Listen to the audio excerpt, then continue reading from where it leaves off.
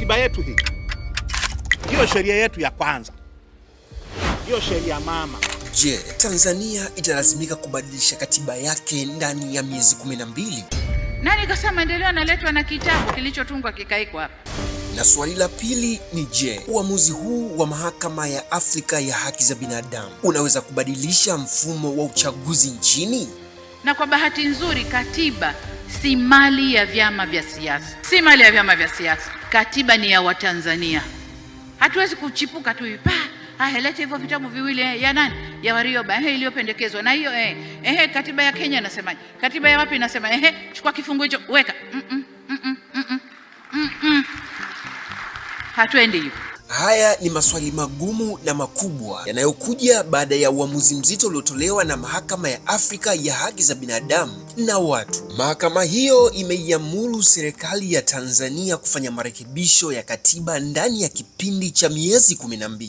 Marekebisho hayo yanahusu ibara zinazodaiwa kukiuka mikataba ya kimataifa ya haki za binadamu. Ibara hizo zinazotajwa ni ibara ya 74 kipengele cha 12 ya katiba ya Tanzania pamoja na ibara ya 119 kipengele cha 13 ya katiba ya Zanzibar. Kwa mujibu wa mahakama hiyo, ibara hizo zimeweka zuio kwa mahakama, yaani mahakama haitaweza kushughulikia wala kuchunguza uamuzi wowote uliofanywa na tume ya uchaguzi wakati ikiendelea kutekeleza majukumu yake kwa mujibu wa katiba. Kwa lugha nyingine ni kwamba vifungu hivyo vinaizuia mahakama kuingilia au kuhoji baadhi ya maamuzi ya tume ya uchaguzi. Uamuzi huo unakuwa ni uamuzi wa pili mkubwa kutolewa na mahakama hiyo ndani ya kipindi cha wiki 2 tu. Mapema tarehe 6 Machi mwaka 2026, mahakama hiyo ilieleza serikali ya Tanzania kuwa ifanye marekebisho ya katiba ndani ya miezi 24. Katika uamuzi wa awali, mahakama hiyo ilitaka kufanyika marekebisho kwenye kifungu cha katiba kinachozuia matokeo ya uchaguzi ya rais kuhojiwa mahakamani. Katika uamuzi huo wa awali, mahakama hiyo ilitaka kufanyike marekebisho kwenye kifungu cha katiba kinachozuia matokeo ya uchaguzi wa rais kuhojiwa mahakamani. Uamuzi huu unaweza kufungua mjadala mpana kuhusu mfumo wa uchaguzi nchini, nafasi ya mahakama katika kusimamia haki za uchaguzi,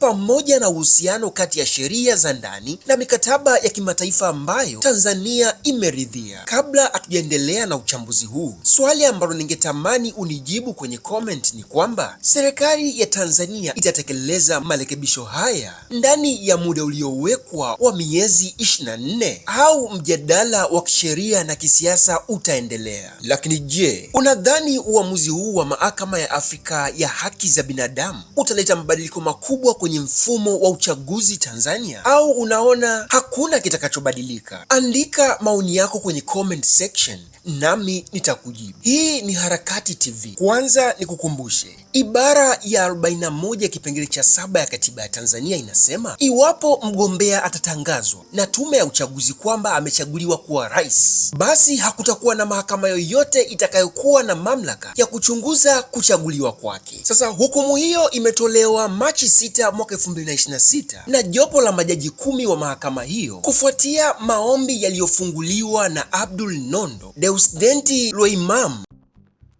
ambayo mahakama iliyaunganisha. Nondo na wenzake walifungua maombi hayo dhidi ya serikali ya Jamhuri ya Muungano wa Tanzania, huku yakigusa pia katiba ya Zanzibar ya mwaka 2010.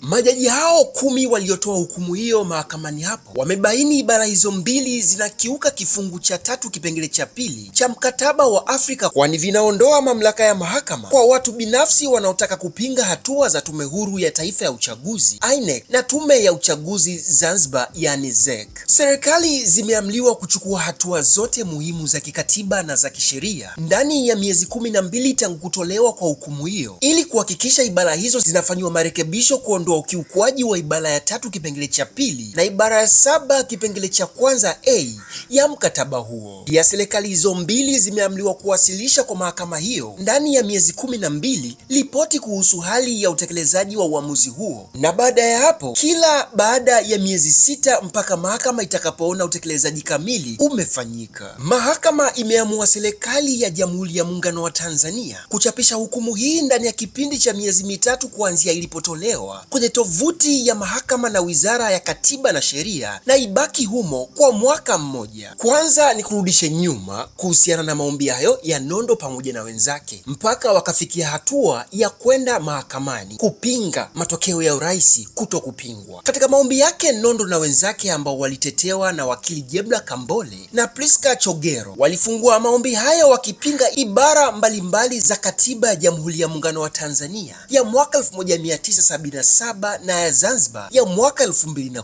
Nondo alieleza kuwa ibara ya 44 kipengele cha kwanza, kipengele cha 3, kipengele cha 5 na kipengele cha 14 zinakiuka mkataba wa Afrika kuhusu haki za binadamu, mkataba wa Umoja wa Mataifa kuhusu haki za binadamu na mkataba wa kimataifa wa haki za kiraia na kisiasa. Kwa mujibu wake, Abdul Nondo alidai kuwa ibara hizo za kikatiba za Jamhuri ya Muungano wa Tanzania zinakuwa zinakiuka ibara ya kwanza na ya 3 na ya 13 kipengele cha kwanza ya mkataba huo wa Afrika na ibara ya 21 ya UDHR na ibara ya 25 kipengele A na B ya ICCPR. Hoja ya Nondo ilikuwa hivi: ibara ya 44 kipengele cha kwanza ya katiba inayoanzisha Tume ya Taifa ya Uchaguzi NEC na sasa ni INEC ilitoa muundo wa wajumbe wa tume hiyo ambayo wanateuliwa na Rais wa Tanzania. Alieleza na kudai kuwa ibara hiyo inatoa mamlaka kamili na yasiyozuiliwa kwa rais kuteua wajumbe wa tume ya uchaguzi bila kinga yoyote, jambo linalokiuka mikataba hiyo inayotoa usawa mbele ya sheria na uchaguzi huru na haki. Pia alipinga ibara zingine ikiwemo ile inayompa rais mamlaka ya kumwondoa mjumbe yeyote ndani ya tume ya uchaguzi na kukiuka mikataba hiyo ya kimataifa inayotaka hakikisho la ajira kwa wajumbe wa tume. Nondo alidai kuwa ibara ya 44 kipengele cha 14 ya katiba kinachopiga marufuku watu wanaohusika na uchaguzi kujiunga na chama chochote cha siasa kinakiuka ibara ya kwanza, ya 3 na ya 13 kipengele cha kwanza ya mkataba wa Afrika pamoja na mikataba ya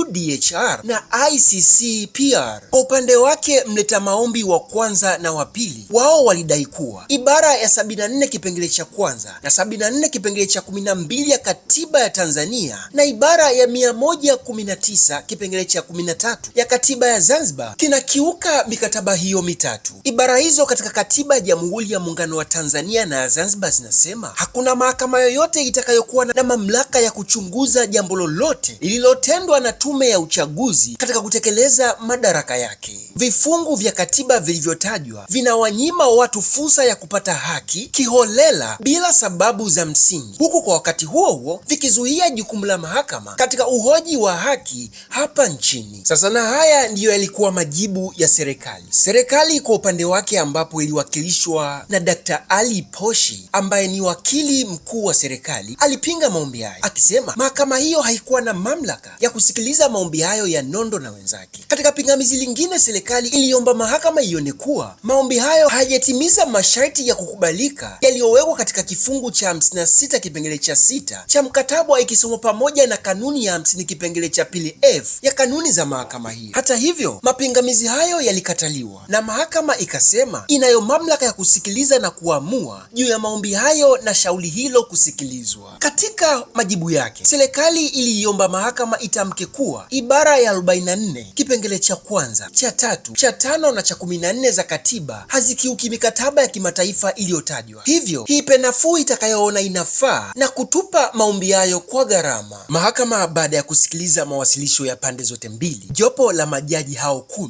lilikubaliana na wazo la kuleta maombi kuwa ibara ya 74 kipengele cha 12 ya katiba ya Tanzania na ibara ya 119 kipengele cha 13 ya katiba ya Zanzibar zinakiuka ibara ya 3 kipengele cha 2 ya mkataba wa Afrika. Mahakama ilisema hiyo ni kwa sababu ibara hizo zinazuia wananchi ambao wana nia ya kupinga matendo yaliyofanywa na NEC, kwa sasa INEC, na ZEC kwa upande wa Zanzibar. Majaji hao walisema mahakama imebaini serikali ya Tanzania inakiuka kifungu cha 7 kipengele cha kwanza A cha mkataba wa Afrika kwa kiasi ambacho kifungu cha 74 kipengele cha 12 cha katiba yake na kifungu cha 119 kipengele kipengele cha 13 cha katiba ya Zanzibar vinaondoa mamlaka ya mahakama kwa watu binafsi wanaotaka kupinga hatua ya NEC, walisema majaji hao. Swali langu kwako ni je, serikali ya Tanzania itatekeleza marekebisho haya ya mahakama ndani ya miezi 12? Ili kuwa mtu wa kwanza kupata habari zetu, tafadhali